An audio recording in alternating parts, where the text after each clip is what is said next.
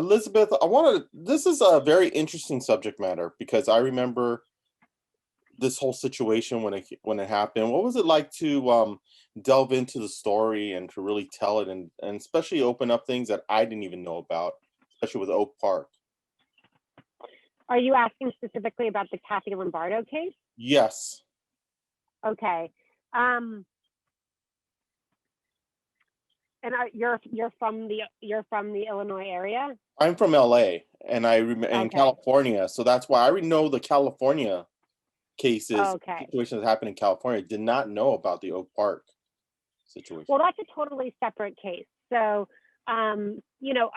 Michelle had two cases. Michelle investigated a lot of cold cases, but the two cases that were most important to her, I would say, was the Golden State Killer case, which we delve into it in great detail in the series, and that is really the main focus of her book, I'll Be Gone in the Dark.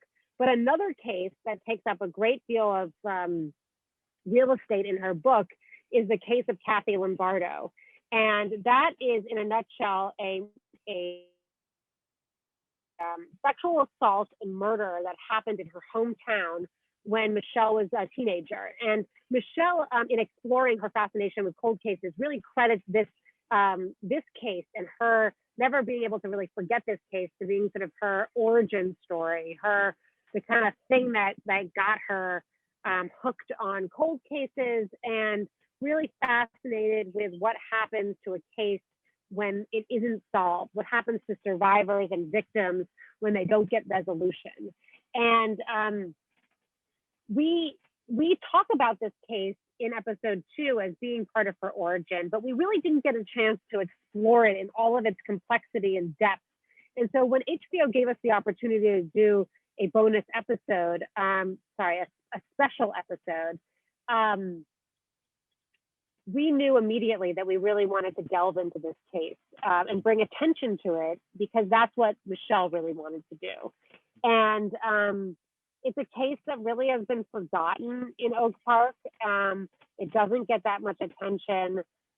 It is one of many unsolved sexual assaults and murders that happened in that time period in that area.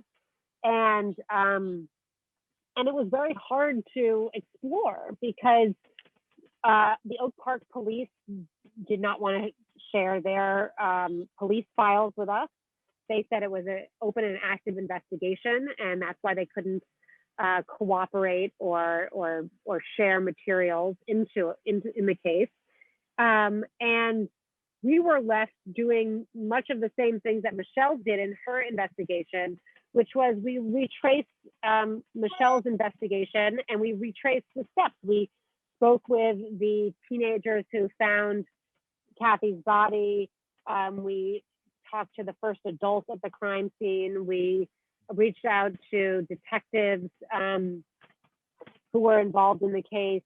We reached out to Kathy's brother, Chris, and we reached out to a retired detective that had also looked into Kathy's case and similar cases at that time period. And, we knew going into this that we weren't going to be able to solve Kathy's case. I mean, that was maybe our pie in the sky wish, but we were aware that that was highly unlikely, especially once we realized that, Oak Park wasn't going to be very forthcoming about with their case files and with their details. And our hope for this was really to just bring awareness to the fact that these cases and many other cases have gone unsolved, and really spread awareness and really serve as a call to action for local law enforcement and other citizens like Michelle to advance and try and solve these cold cases. Yeah, and that's the reason why I brought it up, because seeing documentaries like this, like I've seen the Richard Ramirez documentary, because there was a murder right up the street from where I live that Richard Ramirez was the person who caused it. Wow. So when I look at the documentaries and I've seen everything, you could see pieces that kind of match up in situations and things that happen that are similar. And that's the reason why, because I had not heard the Lombardo case in Oak Park. I hadn't seen anything about it, and that was this Of was the course, first I I heard about mean, there's, I mean, you're an individual based in California. Like, why would you have heard about it? And that's actually, you know, really unfortunate. Like, if it hadn't been for Michelle McNamara, like, it. we would still not know about Kathy Mhm. Lombardo. And there are tens of thousands of cases out there in this country exactly like this, that without the attention of the media really kind of get forgotten. Yeah, and I think these, and it's great that you followed this and you went into this to have more people know and more people understand and more people learn and see, because documentary, like I've always said, documentaries are expanded journalism. Instead of it being a short little story, these are good full-length hearty stories. What is it like to delve into these types of stories and to be able to let them have a voice and have more people to hear them, especially to for people to really get involved and to really see the background stories of the documentary? I started my journalist, and there are similarities to what we do, but I would say it's different in many ways too. And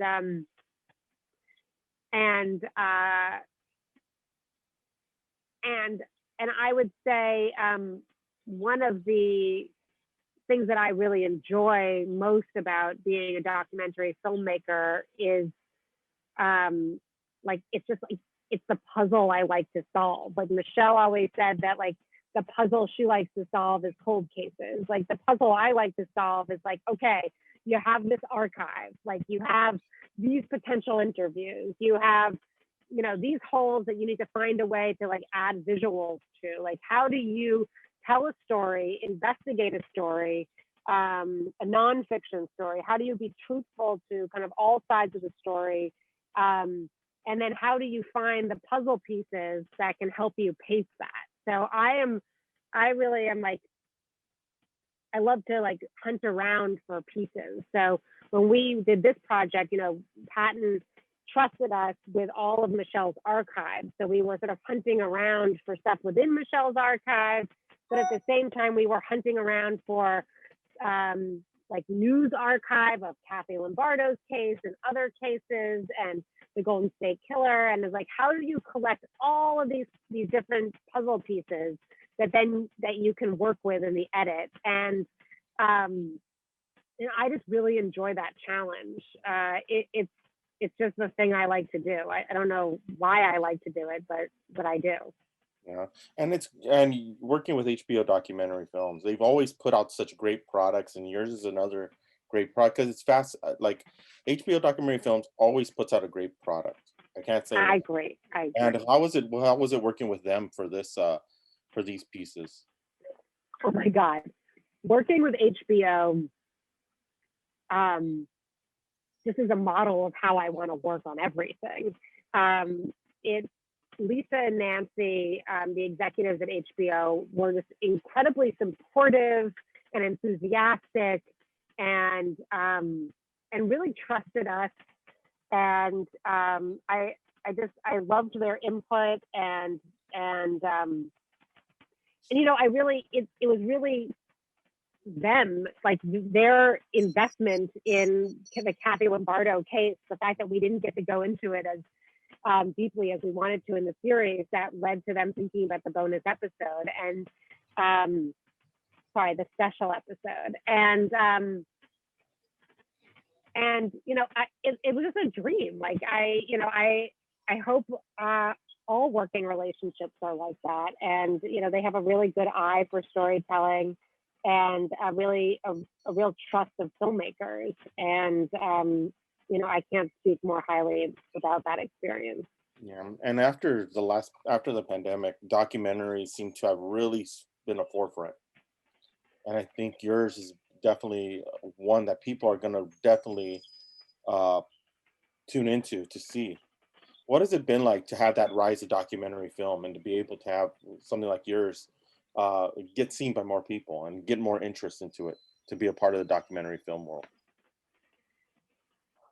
I think early on when I heard that I'll Be Gone in the Dark was going to come out in the summer, I was concerned that everyone was going to be, you know, like out enjoying, you know, having barbecues and enjoying the summer, and didn't want to sit in for 6 hours of like a really dark story. And so then, but the pandemic hit, and then suddenly everyone needed you needed material to consume.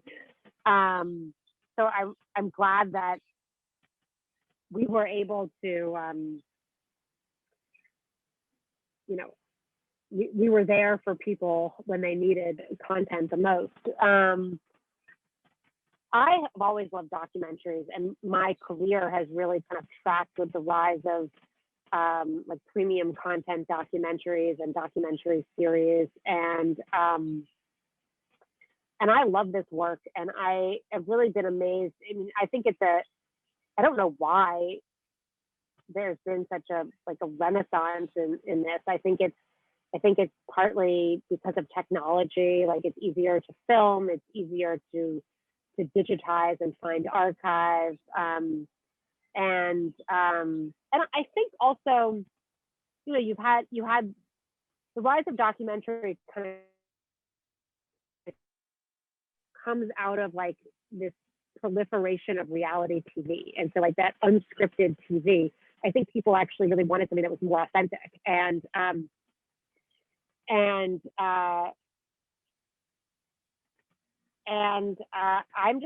I love being a part of it. I mean, I would be doing documentaries whether this was the heyday of documentaries or not. You know, I love this stuff, and I'm glad other people do too. Elizabeth, thank you so much for being a part of Muse TV. This special episode, I'll Be Gone in the Dark, comes out on Monday, June 21st. So definitely check it out. Thank you so much for stopping with us. Really appreciate it. And we look forward to talking Thank with you again you. soon.